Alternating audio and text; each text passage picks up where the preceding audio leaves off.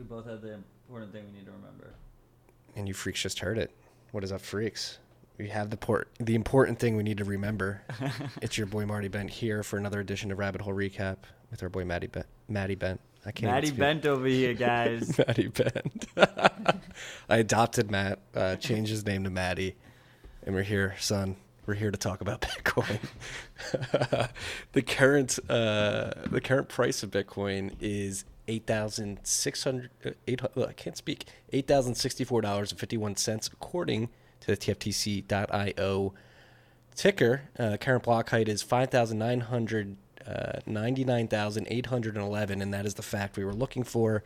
We wanted to be certain that block 600,000, which is 189 blocks away, will mean that 18 million Bitcoin have been mined and only 3 million are left to mine ever in the existence of this world. Only 3 million left to be mined. So it's we talk about how startling and aggressive the supply schedule of Bitcoin is that Satoshi set in place via the Genesis block in the source code. But sometimes it slaps you in the face. Like seeing this, like, holy shit, there's only 3 million left within the next few days, I think. And that's probably less than the amount that are lost. I mean, there's no way to know for sure. Yes. But we probably lost more, maybe like 4 million, something like that. Exactly. Those of you freaks out there who do not know, there's estimated to be between 4 and 6 million Bitcoin that may never be touched, including Satoshi's stash, those that have been burnt, early users just disregarding their old laptops and losing them into the abyss. Do you think there will be junkyard treasure hunts in the future?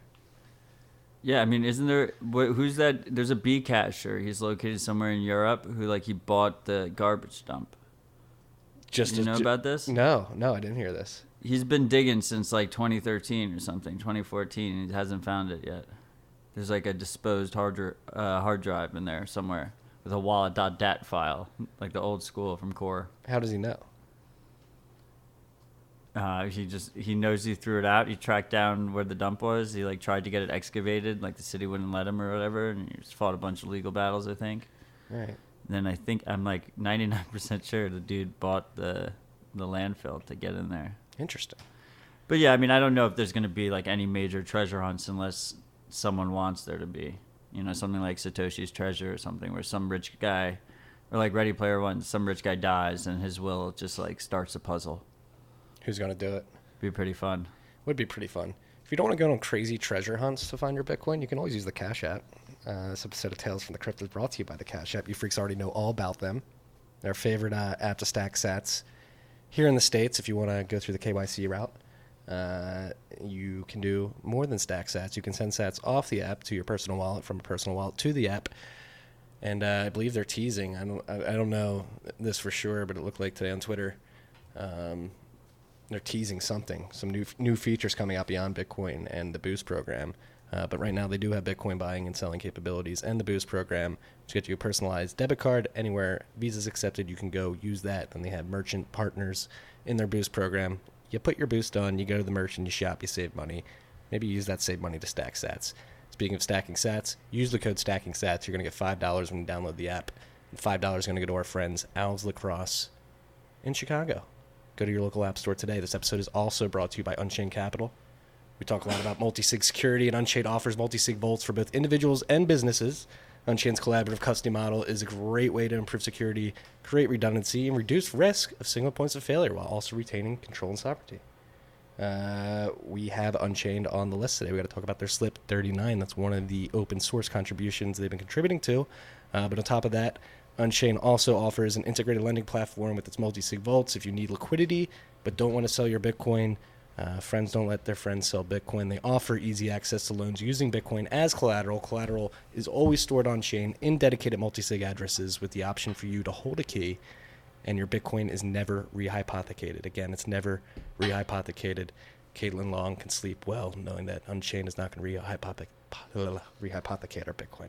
Again, they're working on dope open source projects, one we'll talk about later in Slip 39.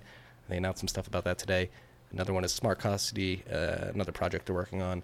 Smart Custody, another one is Hermit, and the last is Caravan. Check them out at Unchained-Capital. unchain-capital.com. That's unchain-capital.com. Last read of the day. We got our friends at Casa. How confident are you freaks in your key security? What keeps you up at night? Our friends at Casa have drummed up one of the smartest, most secure ways to hodl your Bitcoin. They don't do KYC. There's no altcoins, no percentage of fees on your Bitcoin, no one standing between you and your keys. Get peace of mind with your stash with one of the world's most secure multi-sigs. Use the promo code TFTC to get up to $250 off your Casa membership by going to keys.casa/keymaster. Code TFTC, up to $250 off. Or if you're not ready to go to their website yet, you just want to email them, hit them up at membership@team.casa for a free demo and put them to the test with your hardest OPSEC questions. So go check them out. They got membership packages depending on how much money you want to store, how involved you want them to get. And they have 24/7 VIP service for higher tiers and full dedicated client advisors and stuff like that. So go check them out. Keys.casa. Use the code TFTC, up to $250 off. And we should probably start with Casa. They were in the Twitter verse this week. JW Weatherman pointed out the fact that... And Ray Redacted pointed out vulnerability that has been disclosed before and is public and is not specific to Casa and but is a risk that exists for people running Lightning nodes. Matt, you are more abreast of the situation than I am right now. I mean, the only two hardware nodes we really covered on this podcast is Casa's node and the Nodl. And it is specific to Casa. So there was two issues. One issue was a hard-coded username password. With Casa, they don't allow you to use that. There's no SSH access to the Casa node, so you can't actually go through your computer through the network and access the Casa node that way. You would need to use that hard-coded username password. You need physical access to the device. You basically plug in a keyboard and a monitor. You'd get a command line interface, and then you could put in the hard-coded password. As it stands, if someone has physical access to your Casa node, they're going to get all your money. If they know what they're doing, they're just going to get all your money. It doesn't really matter if that password is hard-coded or not. The second issue is that they don't use HTTPS. The little lock you see on the browser. They don't use that when you're connecting to the Casa node UI, which isn't great. That means if someone's sniffing your internet traffic, if they're on your network, they can see whatever goes back and forth between you and that site. And Casa also lets you. That's how you back up your seed for the Casa node. Now, there's a couple things here. Casa chose to go this route, and they've disclosed this process in the past because they want to make the Casa node a user-friendly device. And running like hardware nodes is just not a user-friendly situation. Like, I don't know if anyone's any average users needed to deal with their router or something like that. It causes all sorts of issues for the person. And specifically with HTTPS, because you don't have a certificate authority. So when you go to an HTTPS site, it verifies with this authority that has this certificate assigned, says it's an official certificate. Because you're not connected to the internet, you can't do that. So it shows up a big warning if you try and connect through HTTPS. It scares the user, and you have to click through it. And at times, I've had the issue. So our Nodl uses HTTPS, and at times you have to reset the certificate, right? And when you have to reset it, you have to go into the command line through SSH to reset it. Otherwise, you can't connect through Zap or anything like that. So there are issues there from a user-friendly point of view. I'm not sure if I agree necessarily with the decisions that design decision that they chose to make, but it is because they want to make the node a user-friendly thing. And it's important to realize here that it is separate from their Keymaster, their multi-sig service. And Lightning nodes are hot wallets by design, right? So they're always connected to the internet. You don't want to keep that much money on it to begin with. Yeah, regardless if you're using a Casa node or not, anybody was susceptible to that bug that could have drained every channel. Yeah, I mean, if someone is in your network, And that's just a highlight of Lightning's nationcy. yeah, yeah. Ideally, you want to have like some kind of like hardware wallet or something with like signing rules that is like choosing when to open channels and when not to, and have a spending limit so you can only lose a certain amount. But like right now, as it stands, if like someone's in your router, like in your network, they've gotten into your network, you're probably gonna be fucked regardless, which isn't really great to say, but that's probably the case. Like if you're running nodes, like just in general, I mean, you should be trying to lock down your home network as much as possible. Like learn how your router works, get a good router, ideally an open source router. But then on the other side, you know, just to show how you, so the Nodl guys ran into the same issue. How did they handle it? They chose to go with HTTPS. Sometimes they tell you right away in the beginning. So Nodl actually has SSH enabled, so you can SSH into your device, but they tell you to change the password in the setup process. So like just right in the beginning of the setup process, they're like bringing you into the command line, right? Which is like not as user friendly. The Nodl guys, like Michael has chosen, he won't even give you your seed backup. In the beginning, you just couldn't even get your seed backup. He just said, with Lightning, the seed backup doesn't actually back up your channels. So it would only back up whatever you don't have on Lightning. And most people with these nodes are going to put the majority of their funds on Lightning anyway. So he was like, I'm not even going to take the security risk. You can't even get the seed. But then, since then, what he's done is, since he added static channel backups, you plug in a USB drive into the back of the device, and you upload your public PGP key, and it encrypts the seed and the static channel backup with your PGP key, and then saves it to the USB drive.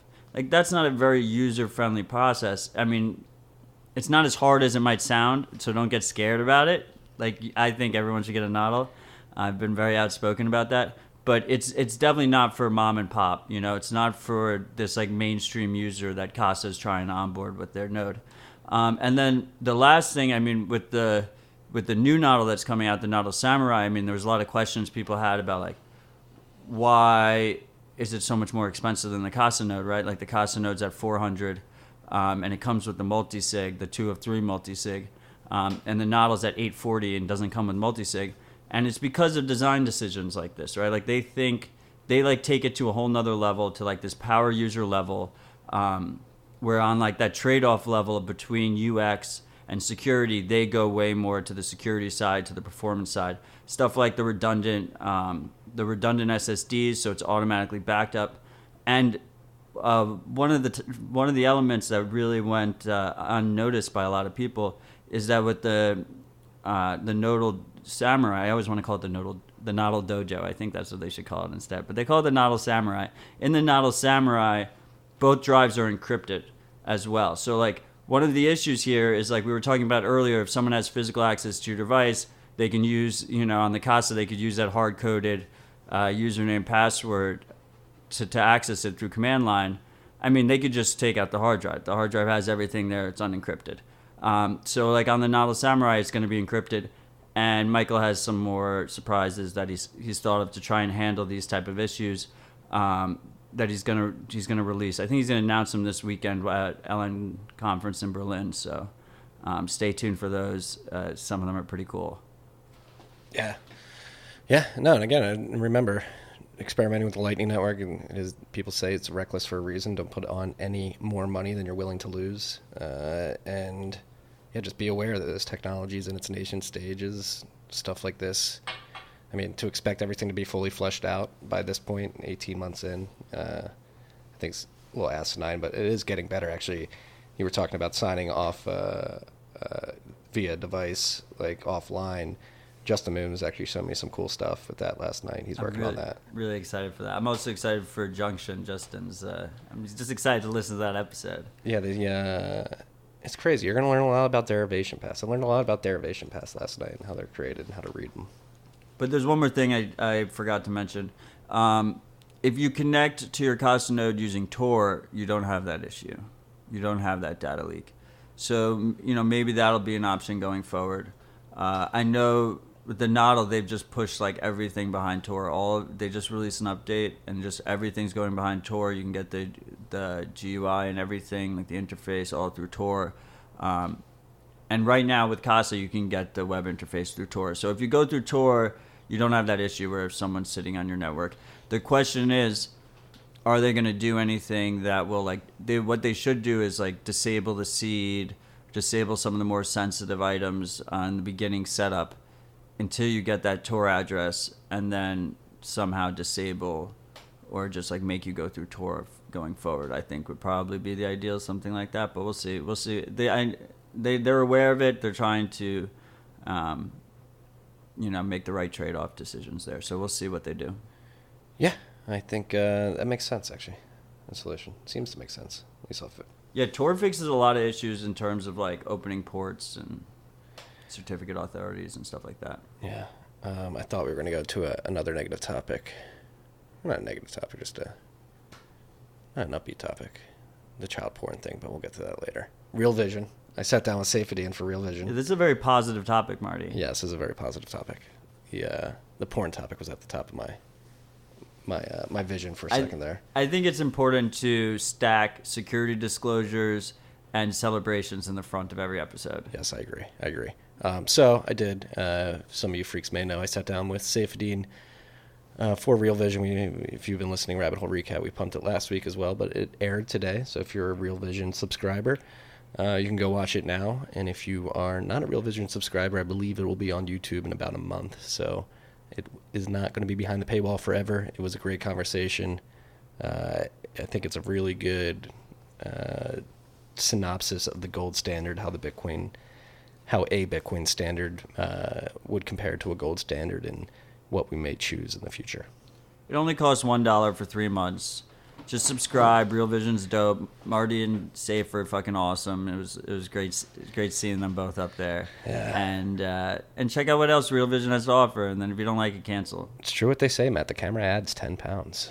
You're full of shit. You looked great up there. I was very proud. I thought you looked great. I hope I don't look like that all the time. Little fat face. My fat face came out. I dug the Vans you wore. That was a couple days after the American Hodl episode. I was still hungover. I think the 2-day hangover was creeping into that interview with Safe. I may be sweating at some points if you freaks don't notice. It was a fun experience, though. I want to shout out Raoul Paul for inviting me to do that. I pitched that to him. He was like very receptive to it, and it all happened over email. He was like, "Yeah, just show up, interview him, and we'll post it if it's good." And luckily, it was good enough. So. It's on there. You can check it out at realvision.com. And yeah, I think they have like a $1 3-month subscription thing going on this week. I mean, it was more than good enough. Raul even like tweeted out. He was like, I was one of my favorite interviews. Yeah, it was a good one. I mean, Safe put the team on his back. I think I spoke for a collective 3 minutes of the 65 minutes that we sat down, but more than that's my job as an interviewer, is just to guide the conversation, push him to where the information needs to be eked out. And that was podcasting interview lessons with Uncle Marty. We teased it in the Unchained ad read, but they announced today, in collaboration with Satoshi Labs, which is the company that brings you freaks the treasure, that they are open sourcing standards for SLIP 39, which is for individuals or groups, and it's a different way to store a private key instead of on a 12 to 24 word seed phrase or some other way that you hold it in one little condensed area. That you can do a Shamir secret share and basically shard the private key into many pieces. Into a bunch of seeds. Yes, into a bunch of seeds. Yeah, I mean, Trezor already open sourced it. What got open sourced here was Unchained's Hermit wallet. They added it into that, right? So Unchained has a multi-sig open source command line wallet called Hermit. and they added slip 39 support. So a lot of people, especially shitcoiners, will say, Shamir's is better than multisig. And then there's a lot of people who will say multisig is better than Shamir's, and multisig has a lot of benefits over Shamir's. The beauty of Shamir's is why shitcoiners really like it is because you can do it across all assets. Like, they don't have to have native multisig, and you can do it all at once. So, like, I mean, most of our listeners know all the issues Ethereum had with their multisig implementations. They just have like hundreds of millions of dollars locked up forever because they fucked them up. Shamir's kind of obviates that. But anyway, for this happens to be a Bitcoin only thing. The reason they're using Shamir's is because you can use it in combination with multisig. That's what a lot of people miss in these debates, is you take one of the multisig keys and then you shard that, right? And the cool thing about Shamir's, and specifically this implementation of Shamir's slip 39, is you can create a hierarchy, right? So you can actually create groups of shards. So you could have one key split amongst 20 different people of different varying levels. Like, the level 2 people need like 6 of them to come together, and then they just create like another piece of the shard there, and then so you can have thresholds within thresholds. So, like, pretty fucking crazy you can imagine like some insane fucking implementations where like one group of people needs like 3 of 5 while another group needs like 7 of 15 or something. Like, you could have. What are the best use cases for this? Like governance, treasury type thing? It's like within a business, or do you think this is like business, government, any kind of large scale, like official holdings, right? Yeah. Regulated holdings, any kind of. I mean, it kind of. When you become your own bank, these are like the kind of things you need to rely on basically as your insurance, because no one will insure self-custody, right? No. So it's, I don't know. I think this was one of those announcements where like I read it and my mind just like immediately started racing to all these crazy fucking scenarios. And it actually would probably be, going back to our earlier conversation, probably be really useful for a treasure hunt. Yeah, right. Maybe someone used it for that. I know that's what Meltzer did with Satoshi's treasure. He like created like his own like Shamir's thing, but it's not hierarchical. His isn't, you can't, there's not different levels of users. That's what's really cool, I think, about this particular implementation. And Unchained appears to be, I think they are using it for their cold storage setup, like their side. But I'm not positive. I think part of the announcement is that they are using Hermit and the Shamir's implementation. That's good to see. Putting their money where their mouth is. So Hermit is just one example of Slip 39. It's a technical solution for businesses and groups looking to leverage hierarchical shares to protect a key. On Unchained's on their Vault platform, Hermit will be used in conjunction with Trezor devices for multi-sig quorum, and increases security for users' Bitcoins, and allows a collaborative team to protect private keys. So yeah, their Vault program will be implementing this if you guys want to use that in your vaults. Yeah, I mean, one of the issues is that with Shamir's, when you're restoring, the device you're restoring it on has everything that's needed for that, whatever that single sig is.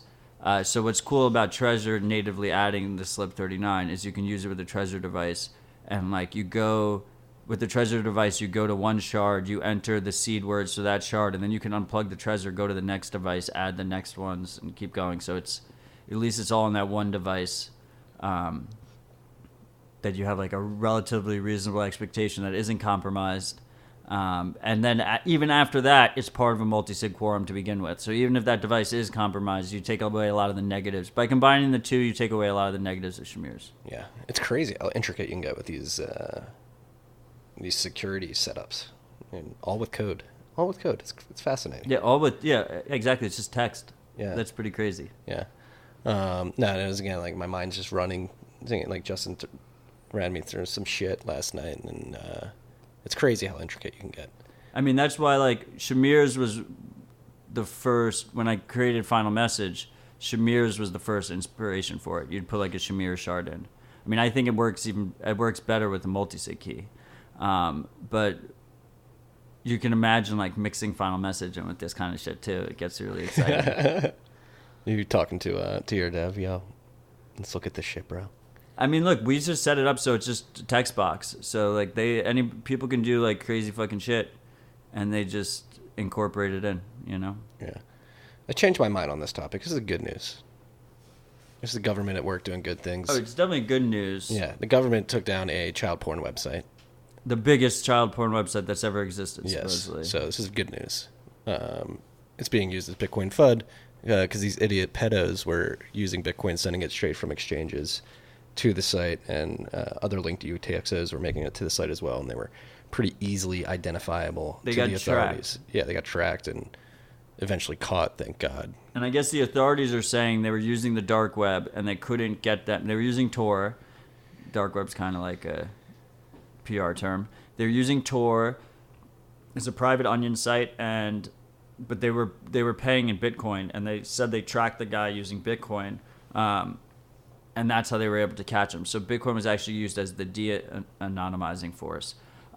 Two things to note here is the amount of Bitcoin transferred in was not a large amount. It was 325,000, I think, over 3 years.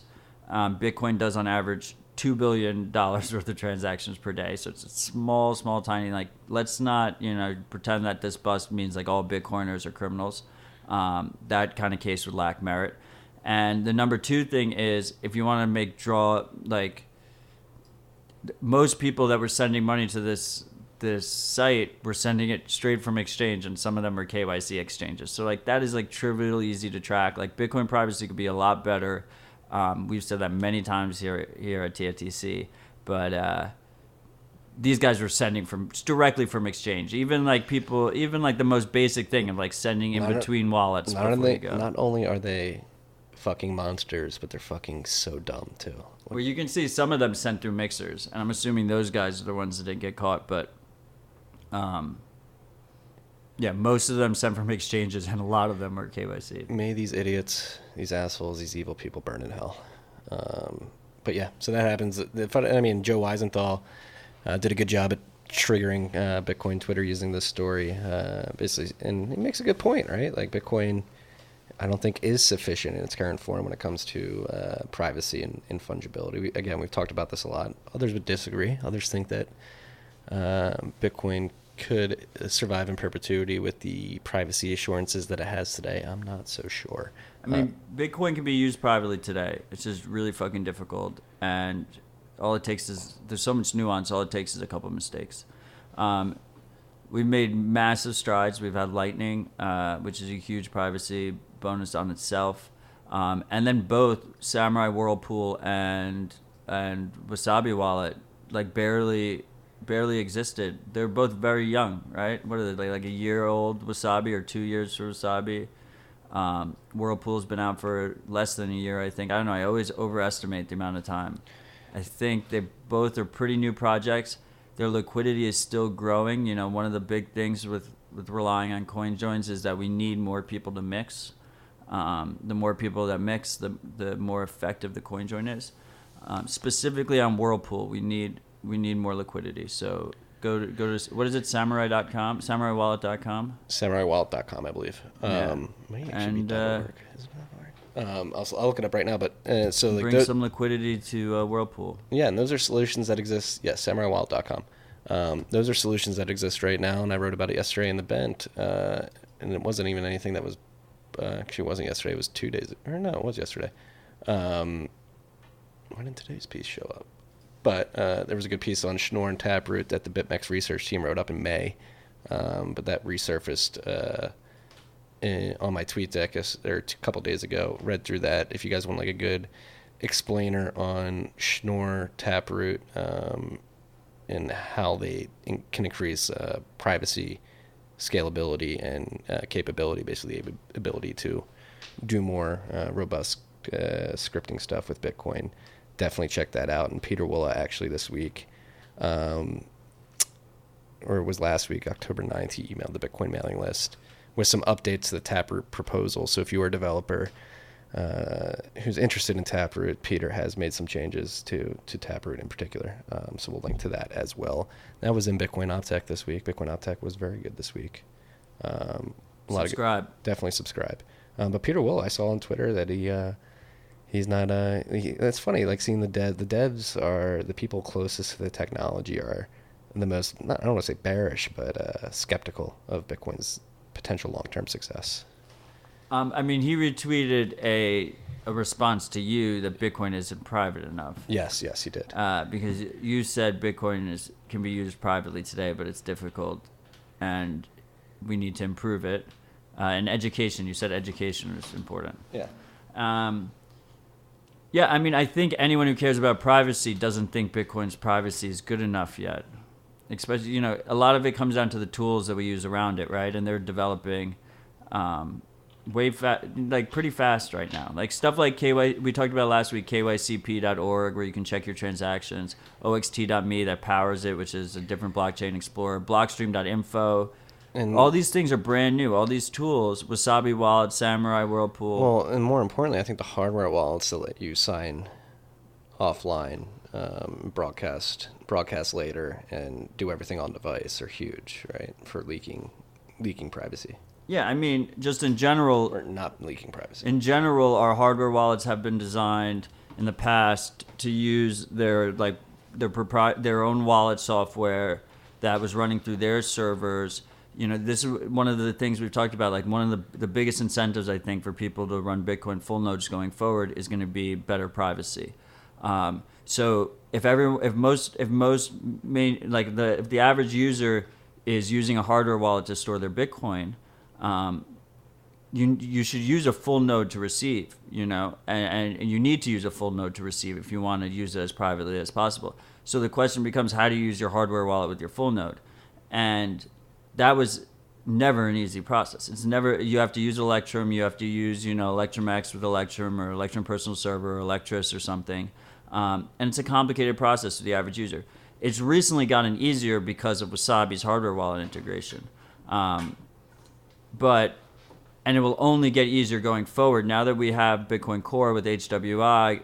And I'm sure you guys talked about it in your pod with Justin last night a lot, is that we'll have software like Junction, we'll have software like Spectre and stuff that'll basically, you install that software, you have a full node running, you connect your hardware wallet receives through your full node, and that's a much more private experience. So there's two issues here. Is you have we need some things at the protocol level, stuff like Schnorrs, SIGAT, like the actual aggregation of the signatures, Taproot, improvements to Lightning. But we also need these tools around the whole ecosystem to have more responsible defaults, because you can't have the average user. It's going to always be a sliding scale, because you always have this trade-off, like what we talked about with costs earlier. You always have this trade-off between UX and security and privacy. Like if you want to make it easier to use, I think it's going to be inherently less secure and less private. And you have to try and find this balance, and you have to have enough products available, enough tools available that people can choose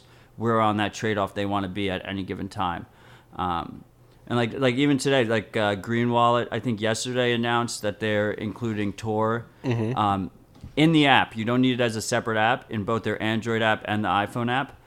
Samurai already had Tor built into their Android app, but Samurai doesn't have an iPhone app. Green Wallet is the best iPhone app available, and now it just has built-in Tor support. So if a user uses that, they can just set up the wallet like they normally do. They check off Tor, and for that user, they're not really going out of their way at all, right? So that's a nice, just little privacy improvement.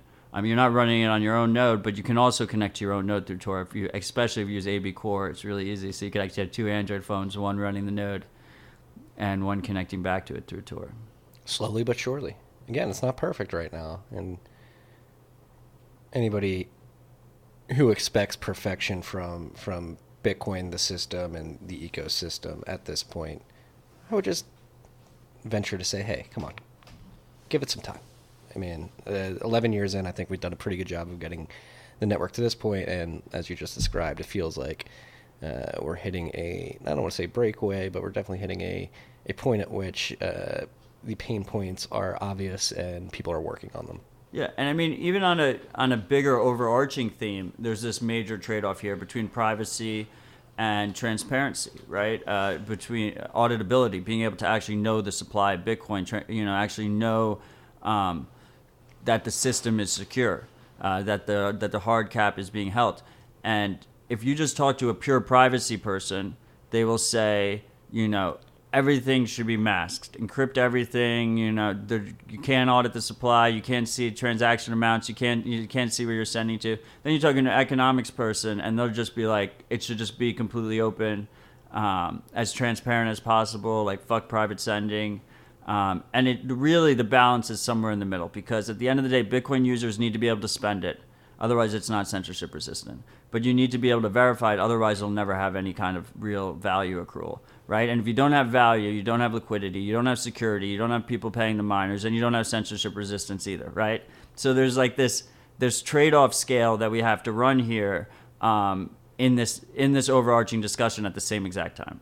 Yeah. It's is it possible to find a happy medium, do you think? Do you think it's possible to find the perfect balance of trade-offs to the point where we can, at some point in the future, say that Bitcoin is successful and a system worth running our monetary system through?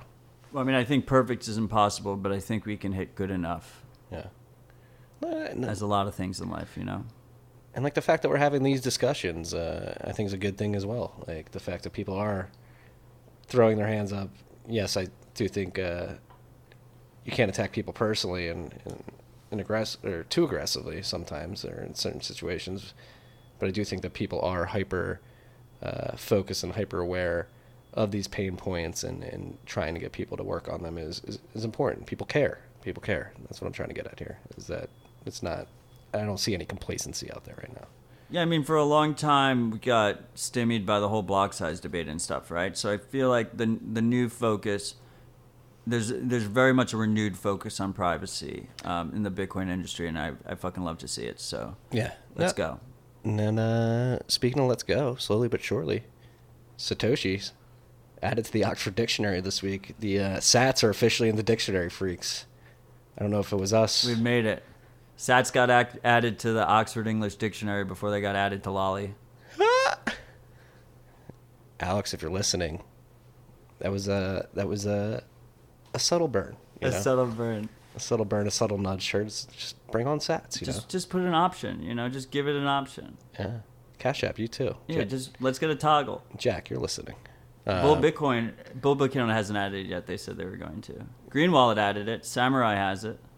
Yeah. Bitter has it. Slowly but surely. And now the Oxford English Dictionary has it. So if you're probably not in any Oxford Dictionary that you have on your table right now, but some in the future will have it on there. And if you go online to the OED.com, I believe it's called. Don't you need a subscription? Maybe. I don't know. I was able to access the page without a subscription.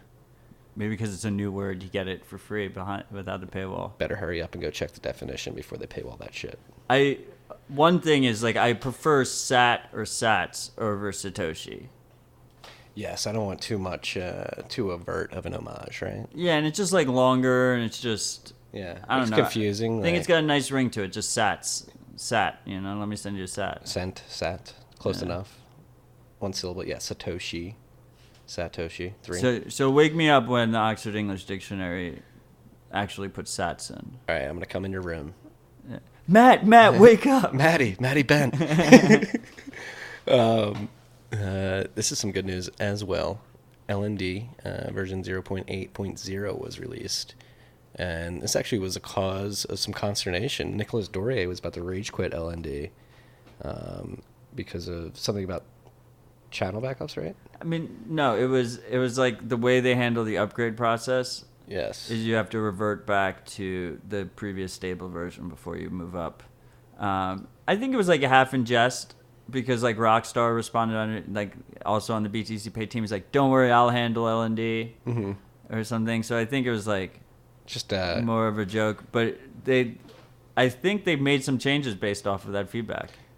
Yeah, he said he reverse rage quit. He's not rage quitting anymore. But so that's kind of cool. Yeah. So this version of LND again, version 0.8.0 beta. It's still in beta, freaks. Uses more extensible packet format, improves backup safety, increases Watchtower client integration, makes routing more likely to succeed, and includes many other features and bug fixes. On top of that, Eclair, they have a new version out as well. Upgrade to Eclair 0.3.2. It improves backups, makes syncing gossip data more bandwidth efficient, especially for non-routing nodes, such as nodes on mobile devices. So if you're running a mobile device and you're using Eclair, this upgrade is very good for you, and it includes many other new features and bug fixes. And that description of those upgrades was brought to you by much smarter people than your Uncle Marty here. This is our friends at Bitcoin Optech. I've heard LND 0.8.0 is way more stable, which is dope. And also, Keto Miner is such a fucking boss that it's already available on the Nodl. How's he stay on top of it? Dude just lives this shit. And while we're on Nodl, they're moving everything behind Tor right now as well. Yeah, I kind of touched on it earlier, but yeah. They already had Tor support for LND and the main parts of Bitcoin D, but there's all these different little aspects that you couldn't access through Tor, so he just manually put it all behind Tor. They all have individual onion addresses, stuff like Electrum X, and BTC Pay is now behind Tor. So he's just trying to just Torify all the things, which is fucking dope. I fucking dig it. Torify all the things? I see a new meme. I fucking cannot wait. I've actually purchased a Nodl Dojo. Like, that's not a sponsorship or whatever. Like, I am fucking super excited for this piece of hardware. It's going to be the most, like, badass pre-built hardware node that's existed to this date. So I'm very fucking excited for it. Are you going to let this one get ganked? Yeah, I'm just going to ship it right off to the thief. We probably should have kept this... After you freaks get a video. Yes. Of, like, unboxing, setup, all that shit. Nice. And one of the nice things there is, once again, is, like, this full stack. It's, like, right now, like, the main issue with Whirlpool is you have to install Dojo, and it's, like, kind of a pain in the ass. And that will get simpler.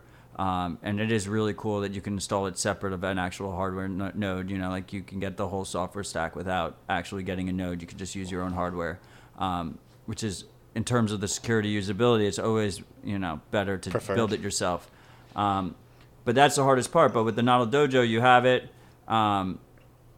It's always running. You're able to pair it with your phone really easily. And then you can provide liquidity to Whirlpool. And the beauty of Whirlpool over something like with Wasabi is, Wasabi, you pay a fee every time you mix, right? It's larger rounds of 100. You pay a fee every time you mix. With Whirlpool, you only pay the fee on the entrance. And then every time you remix after that, the new people coming in are paying your fee for you. So your remixes are free.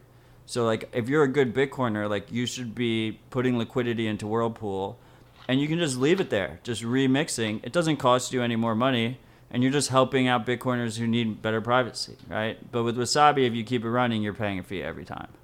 Interesting. That's a... very interesting product differentiation there. I really like how Whirlpool chose that path, but it's funny. It's like, everyone on both sides are very vocal against each other.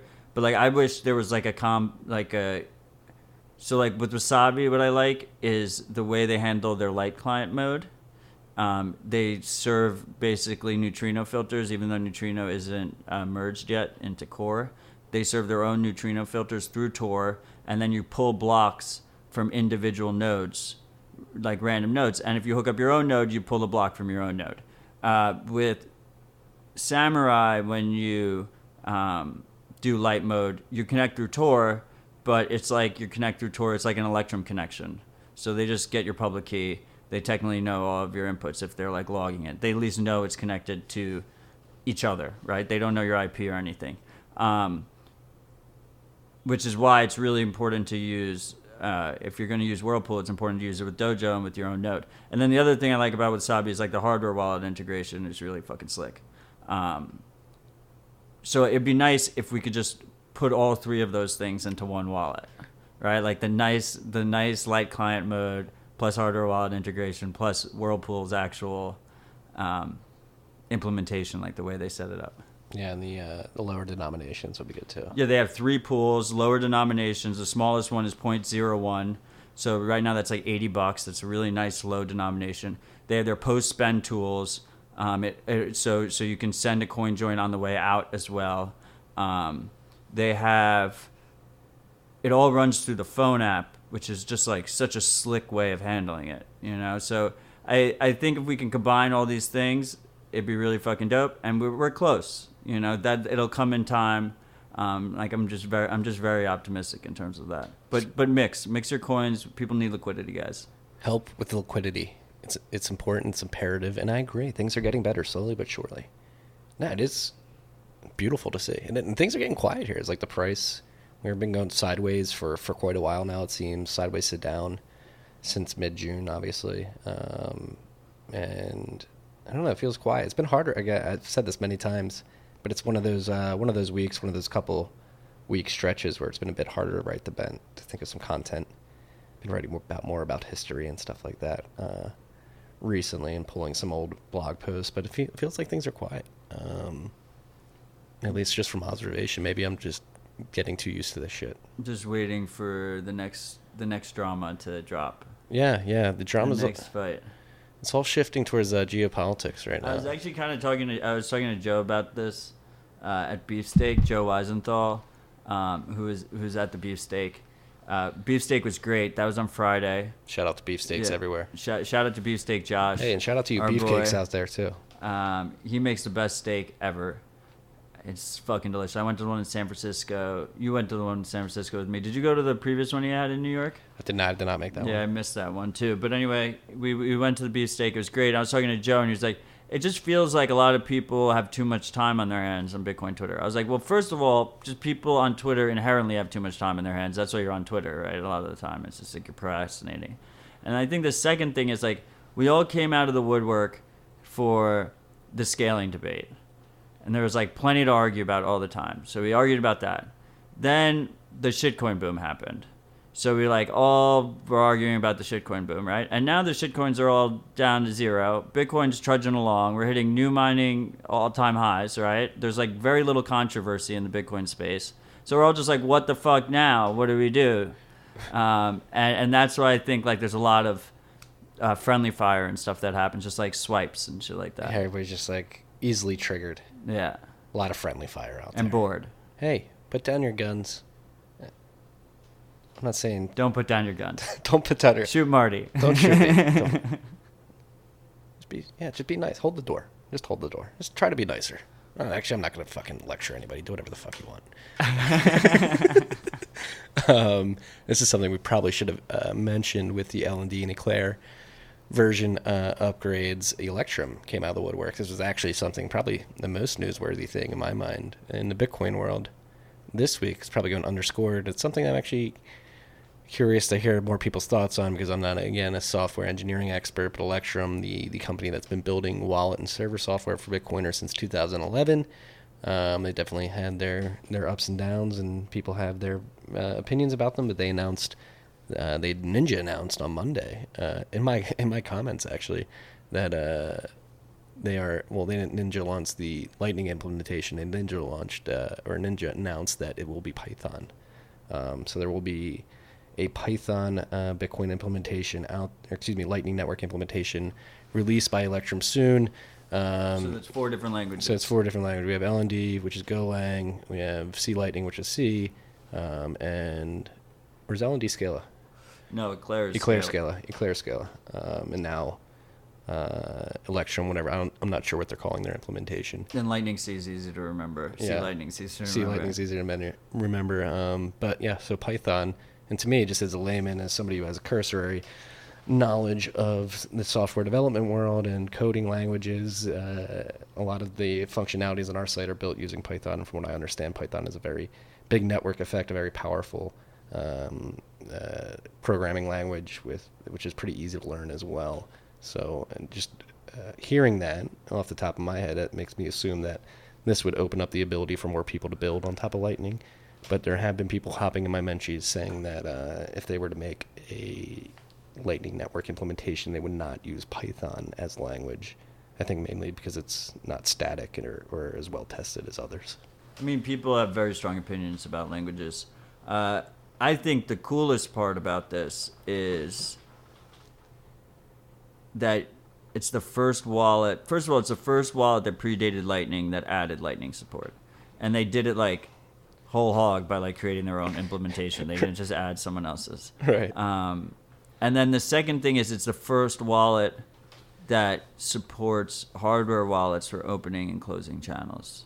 So you can plug in your Trezor, your Coldcard.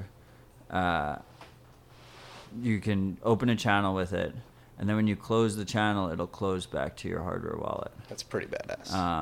I haven't tested it out for myself yet, but that's what people were saying, and that's really dope, right? Because it's like that's what we were just like we were talking about it earlier.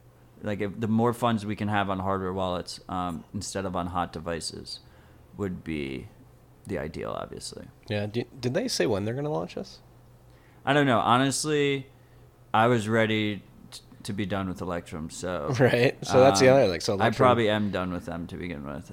And that's something like no hard feelings. They've been a very important tool that I've used throughout the years, but well, that's one thing too. tools. Like I that's like Electrum. Like I'm very once I find a solution and it works for me. Like I'm usually like ride or die with that. And Electrum was one of those until recently when when their servers were getting DDoS. Like I was telling people to like if they didn't want to like buy a hardware wallet and just I don't know like and they wanted to move some Bitcoin to a personal wallet, like use Electrum, like test out Electrum. And I had a couple of people like text me like, yo, I can't move my shit out of Electrum when they were getting DDoS. And well, I mean, the DDoS was the best thing that could have happened because it showed how many people were using it insecurely. Because if you don't run it with your own personal server, regardless of the DDoS, you're just broadcasting all of your addresses to everybody. And the only people, there's no financial incentive to run an Electrum server. So most of the Electrum servers are probably being run by chain analysis companies. So it's almost... I think it's probably even worse to run an Electrum without your own full node than to use like Trezor's web wallet. Because like Slush probably isn't recording. Like he could, and that fucking sucks. But like if you use Tor and you use a VPN, like he probably isn't. And if he is, then he doesn't have your IP at least. With Electrum, it's like that was just it's a really poor security model for the default. And I still don't like that when you install it, that's the default. And then the second thing is Electrum personal server is an absolute bitch to install. Like Electrum X is a little bit easier. I've heard good things about Electris, but like that's just a cumbersome process. Like I think people will install Core, they'll install Junction or Spectre or something like that or Wasabi, and they'll plug in their hardware wallet, and that's that. They don't need to run a separate server and yada yada yada. It's just and the interface is like it's performant. There's a lot of options that you can choose from, but it's not user friendly at all. No. Yeah, but be aware. So be aware. They are launching a Lightning Network implementation. This is still good news. I'm excited about the implementation and that they're still shipping stuff. So who works? Is Electrum a completely Anon team? I have no idea. I don't either. I mean, it's fully open source. They don't have a business model or anything. No, I don't think so. Yeah. It's interesting. Maybe. Yeah. Well, do you remember when? So like the two big wallets in the earlier days I guess we thought we were late at the time, but like in 2013, 2014 was Armory and Electrum. Mm-hmm. And the Armory team was in a similar situation as Electrum, and they tried to monetize by putting in a fee. Like they would get a cut of the transaction fee every time you said a transaction. And I just remember like people just flip shits. Like no one was going to fucking pay that fee. So it's like a really hard balance to make. I do like this idea of, it seems like the three most performant business models right now for these wallets is the hardware. Hardware, yeah, but creating a fiat on-ramp, which is like what Jack is doing, right? With Zap, that's how he's going to try and monetize Zap. And then you have the coin join, right, which is Samurai and Wasabi are doing, where they take a fee for the coin join transactions. And Samurai takes another step further, right? Because Samurai has the ricochet transactions, where they bounce it on addresses in a row, and they take a cut for that. They charge for that, and they also have another one that's coming out where you just do a 2 of 2 coin join with Samurai that you pay for, where like Samurai still knows what's going on there, but anyone looking at the chain besides Samurai sees a 2 of 2 coin join. So they're gonna like take a little fee there, so that's interesting. And then the last one is and I guess like for a while there was like shitcoin trading that they added into a lot of these wallets, which was another business model. And I think Bread Wallet did that. Jack's Wallet might have done that as well. Yeah, and like Coinomi had it where you can just like swap with Shapeshift in between all the different shitcoins. And then the last one is like something like Green Wallet with Blockstream, where they basically fund that wallet to support Liquid. It's like the main wallet that you could use with Liquid on mobile. It's like a pretty useful Liquid wallet, which is their side chain. So then they're making fees from the side chain. So just interesting to explore these different business models for these open source projects. Right. Well, wallet software in particular. Wallets, has been notoriously hard to monetize throughout Bitcoin's history. A lot of hard work can go into it, and like you said, Armory tried to instill fees on their wallets. Like, what the fuck? Like, no. And the issue is like no one's going to use a wallet that's not open source. Like if you don't have an open source wallet, then people are going to freak out because they can't verify the code. You might just be stealing their coins from them or doing stuff, that you say you're not doing. And then if you do open source it and you try and add a monetization element, they could just fork it out. So you have to embrace that and expect that and work that into the model somehow. Yeah. So there are different models that wallets are pursuing. It will be interesting to see what is the most dominant. I like CoinJoin as a front runner here, and then hardware too. Hardware, it's not the most profitable thing, but it makes the wallet's a little bit more profitable. No, especially if you're like Rodolfo and you're fucking shipping improvements left and right. It's a good segue into the next topic. Damn right, I know it is. And you're shipping new hardware left and right, and people want to buy new hardware because they want the latest features, they want the best security possible. So like they started shipping their newest Coldcard, the Mk3, today. So they're going out in batches. They are a tiny ass company. So do not flood him with DMs asking why hasn't yours shipped yet. It will ship shortly. Yeah, instead, DM him asking when he's going to come on TFTC next. There you go. Yeah, bother him with that. Rep Warren Davidson was on Noted. How badass was that? Did you listen? Listened to most of it. I still have to finish it. Dude, it was fucking unreal. I can't believe that fucking happened. You fucking sitting U.S. congressman from Ohio if you had on Noted podcast. If you had to use a certain type of ammunition for currency, what would it be? Oh yeah, they had that conversation. It was great. This guy's famously the guy who during the Libra hearing said there's Bitcoin and then there's shitcoin. Yes. So go listen to that episode. It's just one of the best episodes of the year. That's going to go down in Bitcoin history. It's good to see woke fifth columns, right? I've been corrected many times. Yeah. Woke fifth column actors within the U.S. government. He's representative. He's not from North Carolina. He's from Ohio. Patrick McHenry's from North Carolina. He's also a Bitcoiner, it seems. Last topic. Protest all around the world. Hong Kong's still going on. We had a crazy week here in the U.S., in particular with the NBA in China. NBA GM came out and had some strong words, or not even strong words, just showed support for Hong Kong. And LeBron was weak as fuck. LeBron was very weak. LeBron bent the knee pretty aggressively, bent both knees, got on both knees. And it was even worse than that because he tried to like, apparently like behind the scenes, he was like trying to get the dude fired. He said that we should have sympathy for him and the other NBA players because they've had a difficult week. Yeah. Like, how out of touch do you have to be? Oh, my God. The 15% hit to the salary cap that's been growing nonstop. It's like, at least hire a good PR person. Like, how did you think that comment was going to fly? Yeah, he fucked up there. Barstool's got some interesting shirts. The shirts are great. As LeBron as Chairman Mao. If you want to go check those out. And then they have a separate one with his activists, like LeBron the activist and LeBron the totalitarian. Yeah, it's like the hypocrisy is fucking ridiculous. Then Barcelona had protests. Catalan, yeah. So Catalan, I guess they're trying to have a referendum to break away from the Spanish state, and they want to be autonomous. And people are hitting the streets in Catalan. I must admit I am not completely downloaded on the situation. I just know that there are people that would not like to be part of the Spanish government, part of the country. They tried to separate for a while, I think. Yeah. And some politicians just got like heavy-handed sentences too in the opposition side, like 10-year sentences, like in jail. So, yeah, I'm also not very downloaded on that. But it seems like these protests are bigger than usual.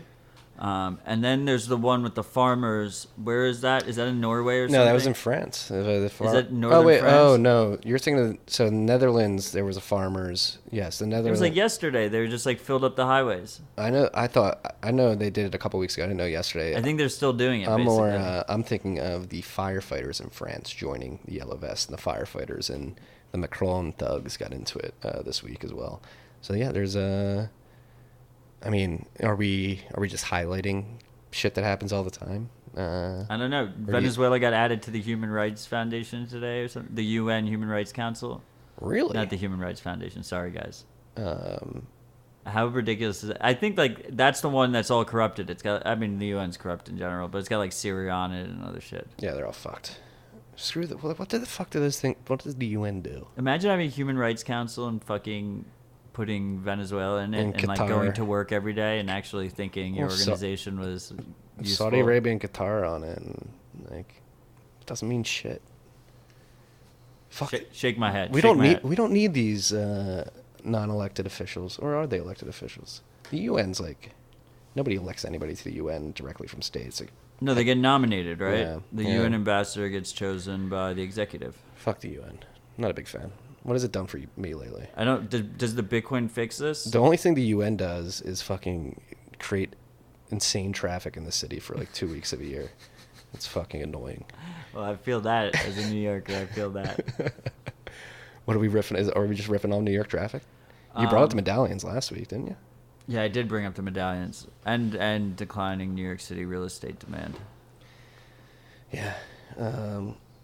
Weather changed drastically. It's fucking windy and cold out now. Getting into the thick of fall here. The thick of fall. I'm trying to think if there's anything in particular I wanted to talk about. You got pretty vocal on Twitter this week about microtransactions and paywalls. You know what? I just felt the need. I saw somebody going. I saw a tweet about. It was some VC shitcoiner from Silicon Valley on a podcast. I didn't listen to the podcast. Somebody like quoted the podcast in a tweet. He's like, Bitcoin has settled on the digital gold store value use case. They're not going after real money at all, and it'll never be a transactional currency. And it's just false. It's just false, freaks. It's false. I'm watching people use it as a transactional currency every day on the dime bag. I'm seeing it on my fucking Zap app.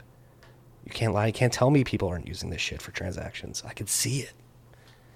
You tell him, Marty. So I felt compelled to get out there. And honestly, like I will die on this hill. I think the microtransaction paywall use case could be like, it's not going to get massive adoption for a lot of these publishers, but it is like a way to get excess revenue. And actually, if something we didn't mention but probably should have, shout out Bitcoin Optech again. If Rusty Russell gets his way and we get fee minimums on the Lightning Network upped a little bit, it could become a bit profitable, you know? Well, I mean, that's just the default fee numbers. Yeah. Anyone can change their. One of the interesting dynamics about the Lightning Network is that you can change all of your channel's fees at will. So it's not like they're locked in or anything with it. So just because, the whole routing dynamic can change pretty quickly. I mean, ideally it'll hit like some kind of market equilibrium, but it should be interesting to watch play out. Like our fees on the nodal node are not on default. There's two fees for Lightning. There's a variable fee and a base fee. With Bitcoin, an on-chain transaction, when you send, it's based on the size of the transaction. So it's how many UTXOs, how many transactions are included on the input side is how big your transaction is and how much the fees will pay. So like a transaction that's $20 could cost the same as a transaction that's $2 million. But on Lightning, it scales based on value. And you have this base fee, which is just like no matter how much you send, you get charged just this first fee. And then the second fee is based on the amount of the transaction, kind of like how most payment processors work. And you can change those fees. So with our nodal node, it's the base fee is reduced and the variable fee is increased. So it makes microtransactions way more feasible, but as the amount goes up, you get charged a greater amount. Yeah, no, that's just observationally, again, like saying people are using Lightning for microtransactions. Like, again, our website's proving it. I tweeted this out too. Lightning Network transactions as a percentage of the total amount of transactions we've received through our node via BTC Pay server Lightning transactions count for 87%, on-chain for 13%.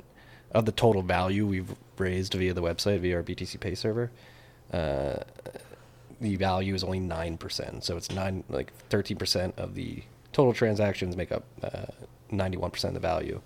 But people are using it for microtransactions. It's a dime bag. It's obviously a dime bag, and we actually get like a lot of one-off $1 and $5 donations too. I think that TFTC, we're uniquely situated to champion this type of thing and to play with it and to like learn about it and just get used to it. So I'm excited to like lead the way here. I think it's like every Bitcoin focused media organization should basically, and I mean, I'm not trying to call us, I don't know if we want to be a media organization, but any kind of Bitcoin focused commerce or whatever should be experimenting with this shit and should be pushing the limit and playing with it, because that's what Bitcoiners do. Our stuff's open source. So you actually don't even need to go to GitHub. You can go straight to inspect element, I believe, for the way our invoices are triggered. And then that's just, our dev would like to do that on the server side, but the way our CMS is set up, we have to do that on the client side. But if you want to check it out and put it on your site, you can. Like, it's there. It's open source. Somebody reached out to me in my DMs today. I was like, yo, I'll fund this for you. I was like, dude, here's the code. You can like throw it on your site right now. Like, there's no funding needed. Like, it's an if-and function. If somebody clicks this button and they pay the invoice that's presented to them, give them the fucking content. It's pretty easy. Yeah, I love it. Yeah, I love it. I've read your final thoughts again on the dime bag. It's a good way to test, like for the videos on our YouTube channel at tftc.tv.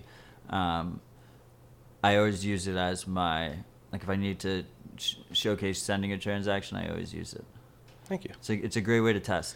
It's a good little tool. It's a fun tool. It's a fun way. Test Joule, test all these different things. Yeah, it's a little vending machine. Gives you a little thought.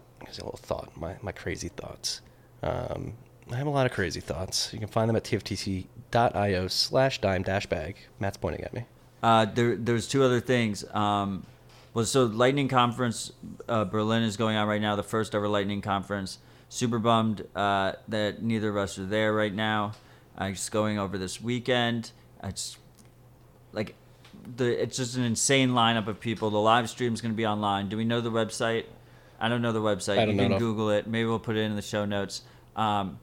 Announcements are going to start coming out. There's like all these teams that have just been staggering their waiting to announce at the conference. So I think it should be like a pretty exciting next couple of days. We're already seeing some people pre-announce. Two of the things that I think are pretty exciting are game related. There's two Satoshi.games. They have a new game coming out. And the guys behind Koala Studio have a new studio. So Lightning Koala works for Alto Financial now. Okay. So they split up, and then Andres has a new... Yeah, it's ZBD. Zebido. ZBD? ZBD. ZEBEDEE, I think. Yeah, I don't have it in front of me. I just thought of it. Yeah. But that looked pretty cool. I'm pretty sure that's it. Yeah, it they does look seem really like cool. they have some pretty intense inspirations. So aspirations. I'm pretty excited. They were definitely inspired to strive for these aspirations. Yeah, they like posted some teased screenshot and like it looked pretty cool. So I'm excited. Yeah. And their post was really dope. So we'll try to find that link. If we don't find it by the time I post this, because we got to record soon right after this. I will put it on the Dig channel. Check out the Dig channel. If you're listening to this on a podcast platform and they have a subscribe button, smash that, please. If you're on YouTube, subscribe. The thumbs up button on YouTube's huge, too. Do that. Yeah, thumbs up us. If you feel so compelled to write... Excuse me. If you feel so compelled to write a review, on iTunes in particular, please do so. They help. Okay, I have the actual spelling. It's ZBD, right? It's ZEBEDEE. That's what I said. .io. That's what I said. .io. That's what I said. Okay. Okay. Well, ZBD. now it's confirmed. Okay. Now it's confirmed. .io. ZBD. Shout out to Andres. He's Andre. He's fucking crushing it. It's Christian Moss, Andre. Yeah, it's Mandel Duck, right? Yeah, Mandel Duck is Christian Moss. Yeah. So he was the one who was doing, I think he was fucking around with like the RPGs, yes, right? Yeah. Because it's crazy. Like Lightning with with gaming, I think could be like that. Maybe. Esports is already fucking huge. I already I waste so much time playing video games. I spend the rest of my time on Bitcoin. Like it'd be nice if I could just merge the two worlds. Like at least for forget about total addressable market. Like it would just be fucking dope for me. And then Simon Cowell is the third guy. The dude from American Idol? No, different guy. Looks like he's from Bitstamp. I thought he was going to make a huge... Or he used to work at Bitstamp. He has Bitstamp in his bio. I thought we had our boy from American Idol making a huge mid-career pivot there. Would have been nice to see. He was speaking at some Bitcoin conference. I think BTC Magazine. Simon, the American Idol guy? No. Okay. This Simon Cowell. Okay, the real Simon Cowell. Right? Because he was speaking, and we both moderated panels at the last Bitcoin Magazine conference. So, I sent my dad the picture of the poster that listed all the speakers or whatever. And I thought, because he's obsessed with Tim Draper, and Tim Draper was the headliner. So I figured he was gonna go crazy when he saw that Tim Draper was a keynote and I was on the same poster. And he responded back, he's like, Simon Cowell's speaking? And I was like, no, there's no way. That can't be the person. I wonder if Bitcoin Simon Cowell has an Office Space moment every once in a while where he's like, fuck that American Idol motherfucker. It's like our boy Nick Carter from the Backstreet Boys. Or is it NSYNC? What is it? Backstreet Boys. Nick Carter was Backstreet Boys, I believe. Yeah. You freaks know that fun fact. And then he launched Coinmetrics. It's such a weird pivot. Yeah. From boy band to running full nodes to get blockchain data to people in need. Big pivots in the world right now. Bitcoin's black hole gravitational pull is pulling everybody in from the music industry. And who was the last person you just mentioned? And Nick Carter? Oh, yeah, Nick Carter. And they're both in the music industry. Yeah. That's why I got confused. That's why I got confused. What's the other industry? That's what we got this week, freaks. It's been a fun one. We just ripped like an hour and 15 there.